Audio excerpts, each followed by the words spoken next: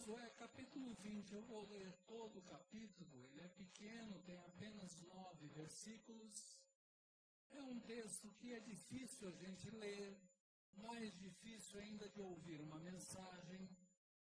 Por isso eu trouxe esse texto para a gente refletir sobre ele.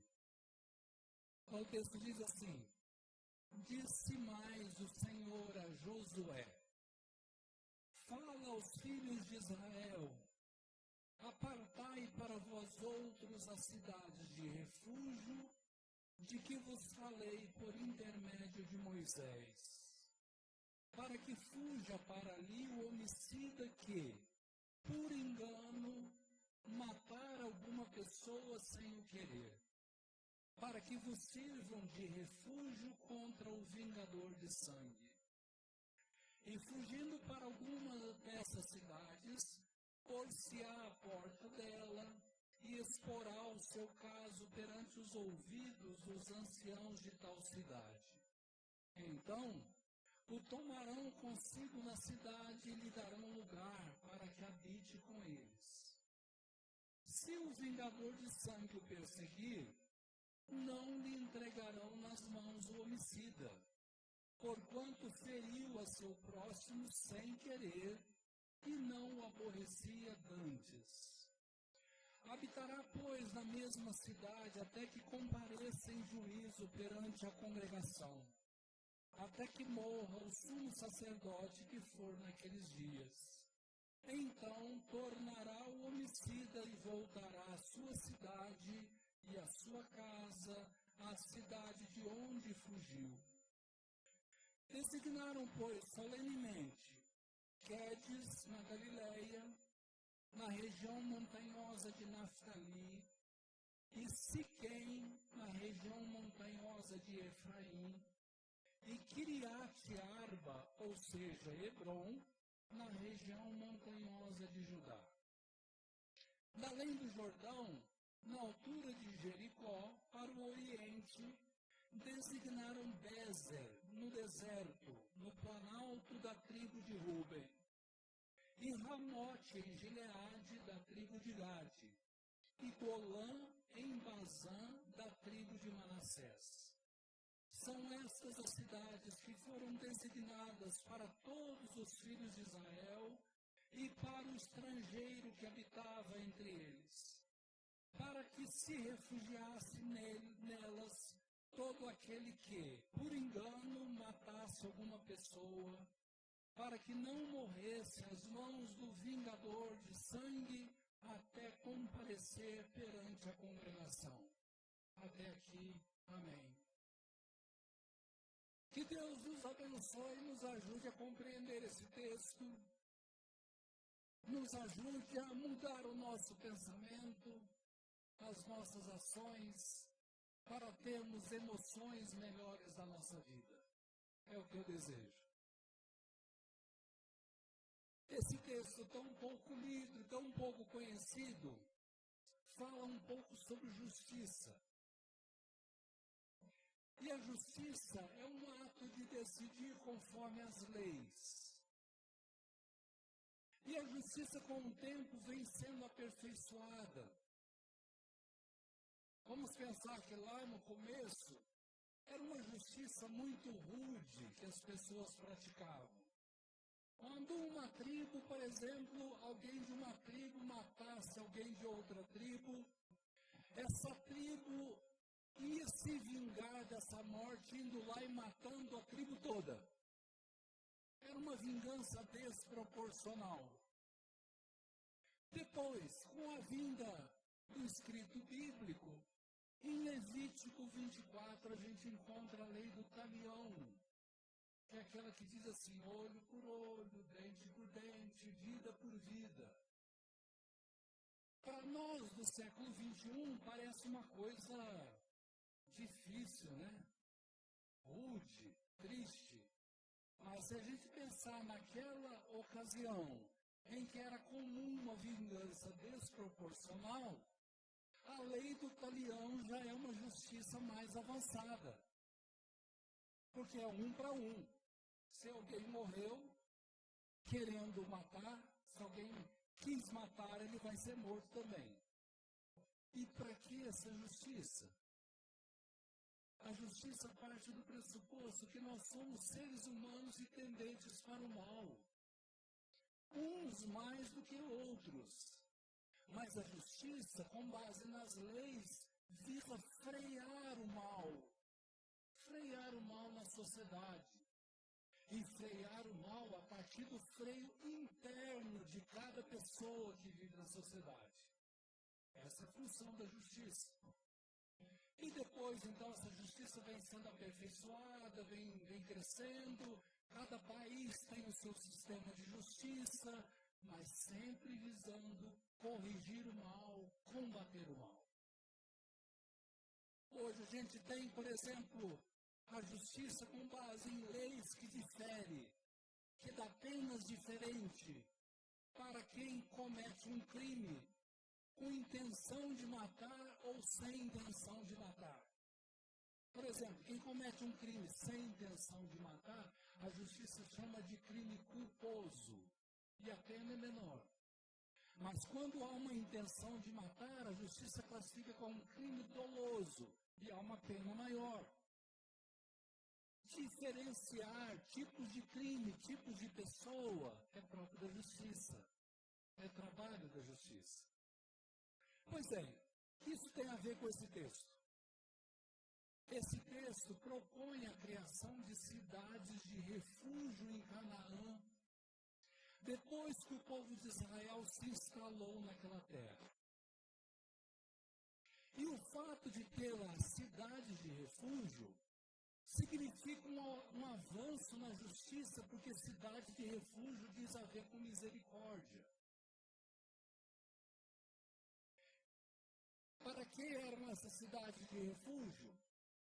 Era para alguém que cometesse algum crime por acidente, como às vezes acontece. Se alguém cometesse um crime, um chamado vingador de sangue, que a gente não sabe se é da família que foi ofendida ou se era alguma coisa oficial, o vingador de sangue ia atrás daquela pessoa para matar aquela pessoa, para ela responder pelo crime que ela cometeu.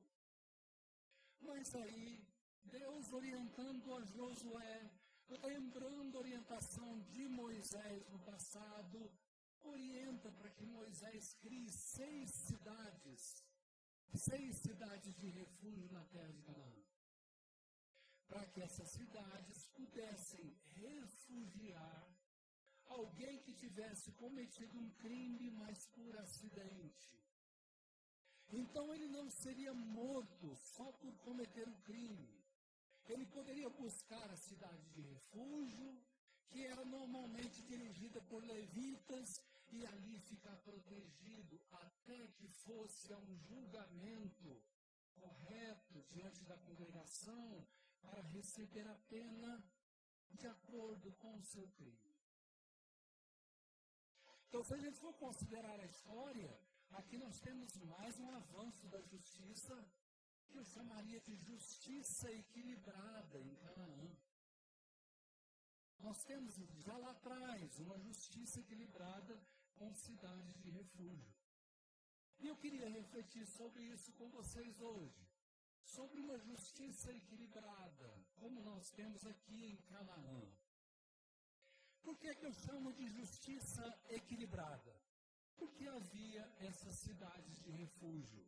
Vamos reler novamente quais eram essas cidades e aonde ficavam?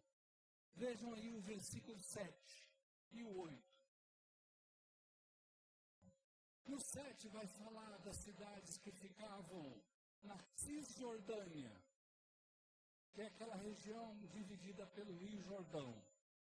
Então, a região que fica à esquerda do Rio Jordão é chamada de Cisjordânia, mais ao ocidente, Cisjordânia. 3 cidades lá, verso 7. Designaram, pois, solenemente Quedes na Galileia, na região montanhosa de Naftali, e Siquém na região montanhosa de Efraim, e Kiriat Arba, ou cidade de Arba, que depois foi chamada de Hebron, na região montanhosa formosa de Judá. 3 cidades. O nome delas?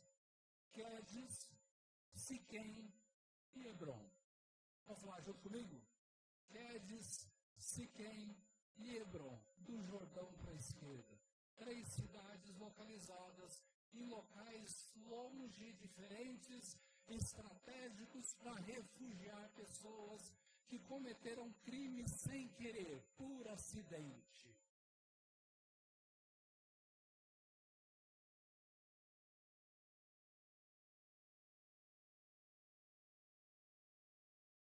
Pergunta, o que é que isso tem a ver conosco?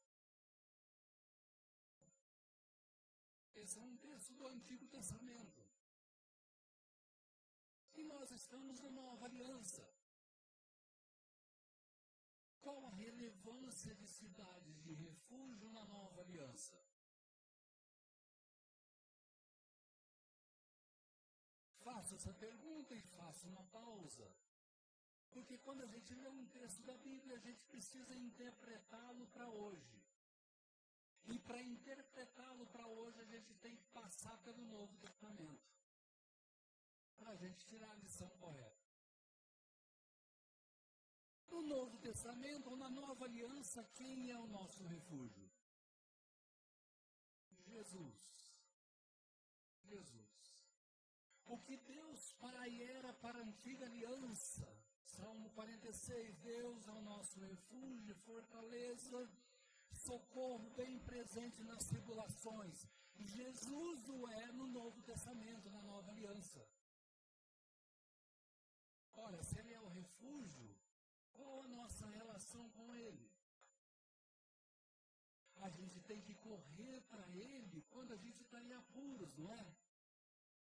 Quando a gente faz alguma coisa errada, querendo ou não, quando a nossa vida está ruim, querendo ou não, a gente deve correr para Jesus porque Ele é o nosso refúgio. E como é que Jesus chegou a essa posição de ser o nosso refúgio? Ele chegou a essa posição porque Ele foi pregado numa cruz em nosso lugar. E promete perdão de pecados e vida nova para quem o receber como Salvador e Senhor. Para quem submeter a sua vida à sua direção. Por isso Ele é nosso refúgio e fortaleza na nova aliança. A justiça de Deus nos trata hoje por intermédio de Jesus. Então Deus não olha para nós só para os nossos pecados, para os nossos defeitos, querendo nos castigar. Ele olha para nós através de Jesus, e Jesus está nos refugiando. E Ele nos perdoa. É por isso que a gente pode ter paz em Jesus. Jesus é como uma cidade de refúgio para nós, pois todos nós somos pecadores e sujeitos ao erro. É claro que a gente tem a tendência muito mais de julgar o pecado do outro e não reconhecer os nossos, mas a Bíblia nos convida a olhar para nós também e a ter misericórdia do outro, porque quem tem misericórdia do outro vai receber misericórdia na sua vida também. Quem é muito duro com o outro vai ter alguém sendo muito duro consigo. Jesus é o nosso refúgio e fortaleza na nova aliança. Romanos 8 diz assim, 8:1. Agora, pois, há nenhuma condenação há para os que estão em Cristo Jesus. Nenhuma condenação. Não devemos nada se estamos em Jesus. Porque Jesus já pagou a nossa dívida na cruz.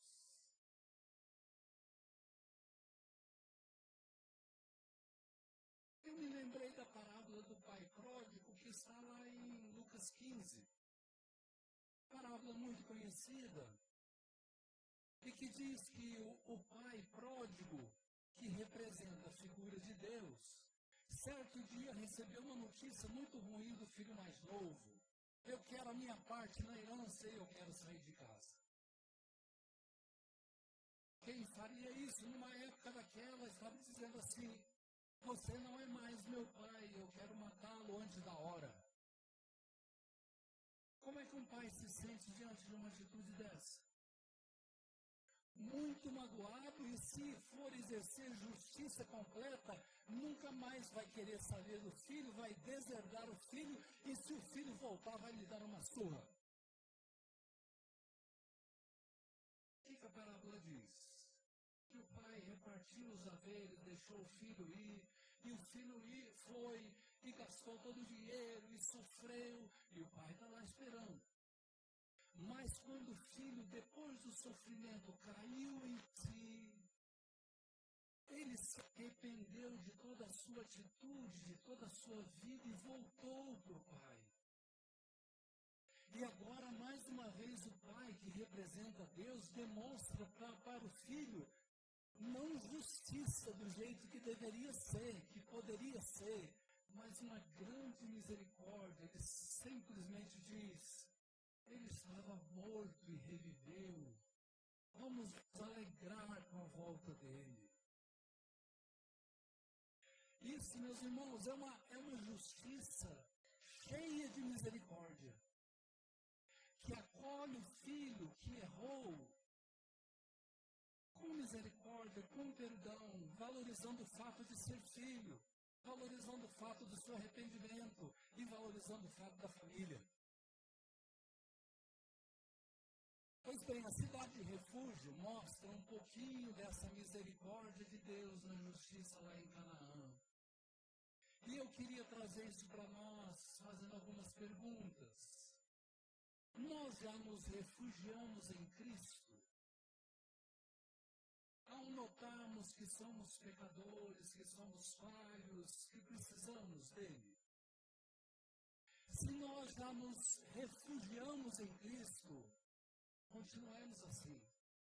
Se nós ainda não corremos para Cristo, o convite bíblico está feito, é para a gente correr, porque só Ele pode ser o nosso refúgio. Outra pergunta: já tivemos misericórdia de alguém que errou conosco? Seja da família, seja da igreja, seja do trabalho, seja em qualquer outra situação? Quem recebe misericórdia de Deus deve aprender a exercer misericórdia para com os seus. Porque Deus tem sido misericordioso para conosco. E quer que nós sejamos também misericordiosos para com os outros. Mas há uma segunda razão porque a justiça em Canaã era equilibrada. Porque havia um julgamento justo.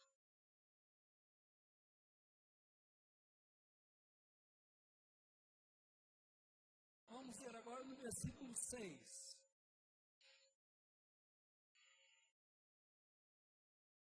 Habitará, pois, na mesma cidade até que compareça em juízo perante a congregação, até que morra o sumo sacerdote que for naqueles dias. Então tornará o homicida e voltará à sua cidade e à sua casa, à cidade de onde fugiu. Agora o verso 9. São estas as cidades que foram designadas para que todos os filhos de Israel, e também para o estrangeiro que habitava entre eles, para que se refugiasse nelas todo aquele que por engano matasse alguma pessoa, para que não morresse às mãos do vingador de sangue até comparecer perante a congregação. Eu não li o verso 8 que fala das outras 3 cidades da Transjordânia. Então vamos ler de novo? Da além do Jordão, isto é, do Rio Jordão, para a direita, para o oriente, região conhecida como Transjordânia, na altura de Jericó, para o oriente, designaram Bézer, no deserto, no planalto da tribo de Ruben, e Ramote, em Gileade, da tribo de Gade, e Golã, em Bazã, da tribo de Manassés. São mais 3 cidades: Bézer, Ramote e Golã. Vamos falar junto? Bézer, Ramote e Golã. Nomes estranhos, nomes de outra língua, mas é bom a gente falar, gravar, porque eram cidades muito importantes em Canaã. Pois bem, esses versículos mostram que não era para a pessoa ficar lá na cidade de refúgio a vida toda. Haveria um momento em que ela seria trazida para a congregação para receber um julgamento justo. Porque é preciso ter um julgamento justo. Quem comete o mal, seja de forma dolosa ou de forma culposa, precisa responder por isso. Precisa ser responsabilizado por isso, para que haja ordem maior na sociedade, para que haja freio interior maior em cada indivíduo e para que a justiça seja satisfeita. Então, a justiça era equilibrada porque tinha essa proteção da cidade de refúgio, mas tinha também um julgamento justo na frente da congregação do povo de Israel. E agora, na nova aliança, será que haverá também um julgamento justo? A gente é tentado a crer que se Deus é bom, Ele não vai condenar ninguém. Tem gente que acha que a salvação é universal, vai ser dada a todo mundo, independente das decisões e das ações de cada pessoa. A Bíblia não ensina isso. Hoje nós temos a oportunidade, enquanto Jesus ainda não voltou, de nos arrependermos, de corrermos para Jesus, de segui-lo, para assim, quando Ele voltar, nós permanecermos com Ele para sempre, no novo céu e na nova terra. Mas Apocalipse 21 fala que haverá uma separação final entre aqueles que seguem a Jesus e aqueles que praticam males sem arrependimento. Então haverá uma separação final, haverá um julgamento justo no final, feito pelo próprio Jesus, quando Ele retornar para instalar novo céu e nova terra, uma nova ordem das coisas. Hoje, por isso, a Bíblia, através de Jesus, através de tantos outros profetas, convida todos ao arrependimento.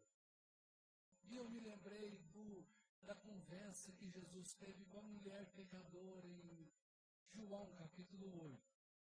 A mulher foi flagrada em adultério, foi levada à presença de Jesus. Os religiosos da época queriam que Jesus condenasse a mulher. E Jesus não falou nada e começou a escrever no chão onde ele estava. Dizem alguns que ele começou a escrever os pecados dos acusadores. E os acusadores, talvez vendo aquilo, começaram a se sentir envergonhados e foram saindo, foram embora. E daqui a pouco restou apenas Jesus e a mulher. E Jesus pergunta para ela: cadê os teus acusadores? Ninguém te condenou? Ela falou: ninguém, Senhor. Jesus diz para ela: nem eu tampouco te condeno. Vai, não peques mais.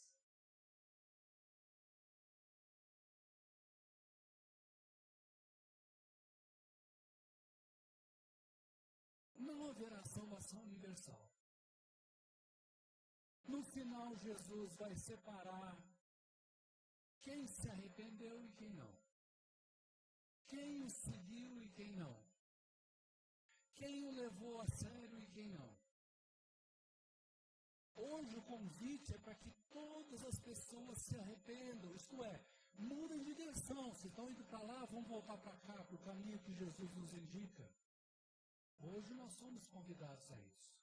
Mas haverá um dia em que Jesus vai voltar como justo rei. E aí sim vai ser declarado quem é e quem não é, quem vai pertencer, novo céu e nova terra, e quem não vai pertencer. Então haverá um julgamento justo. Por isso que a gente entende algumas palavras lá no final do Sermão do Monte, em Mateus capítulo 7, que nós conversamos essa semana na casa do Luciano, na reunião de oração, quando Jesus fala assim: nem todo que me diz Senhor, Senhor entrará no reino dos céus, mas aquele que faz a vontade do meu Pai. alguns poderão argumentar, mas Senhor, nós pregamos em Teu nome, nós expulsamos demônio em Teu nome, nós fizemos milagre em Teu nome. Jesus diz, não vos conheço. Ou seja, é possível alguém estar dentro da igreja, é possível alguém estar lendo a Bíblia, é possível alguém falar em Deus, mas mesmo assim não ser conhecido de Jesus. Porque o que vale no final das contas é o que essa palavra trabalha no nosso coração, muda o nosso pensamento, as nossas atitudes e as nossas emoções. Isso é que importa. É isso que Jesus vai levar em conta lá no final. A última estatística do IBGE disse que os evangélicos estão diminuindo o crescimento do Brasil. A gente vinha crescendo, e de repente começou a diminuir o crescimento e a tendência é que a gente pare de crescer.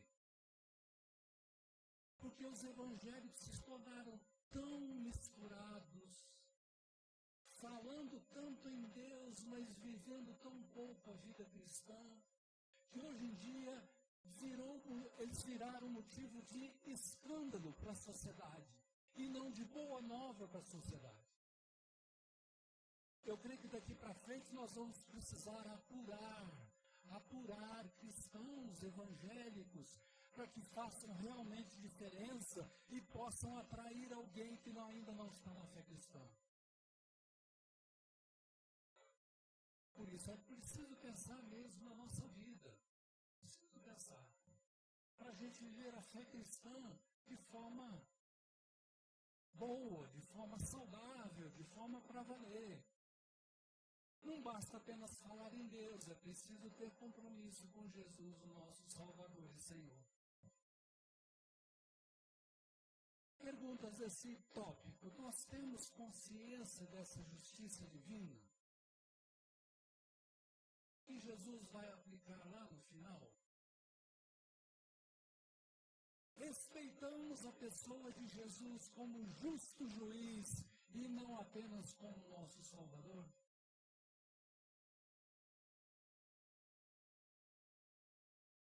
Essa consciência leva a gente a dizer não para a gente mesmo diante das nossas tentações, diante das possibilidades da gente errar, de pecar. Se a gente tiver essa consciência, a gente é capaz de dizer não para a gente mesmo, para não errar. Então, meus irmãos, eu queria deixar esta mensagem com vocês nessa noite. Da justiça de Canaã, que, a meu ver, foi uma justiça equilibrada. Porque partiu de um contexto de vingança para um contexto onde tinha cidade de refúgio para proteção e um julgamento justo das pessoas que cometiam crimes. E eu quero terminar dizendo que o convite desse texto é para que a gente não seja extremista. Porque nós temos facilidade para ser 8 ou 80, para estar num polo, para estar no outro, quando a Bíblia convida a gente para equilibrar as coisas. Devemos ser justos, sim, com a gente e com os outros, mas devemos ser misericordiosos também. Devemos ser misericordiosos conosco e com os outros, sim, mas com justiça também. Creio que esse texto nos convida a esse equilíbrio entre justiça e misericórdia para a glória de Deus. Que Deus nos abençoe.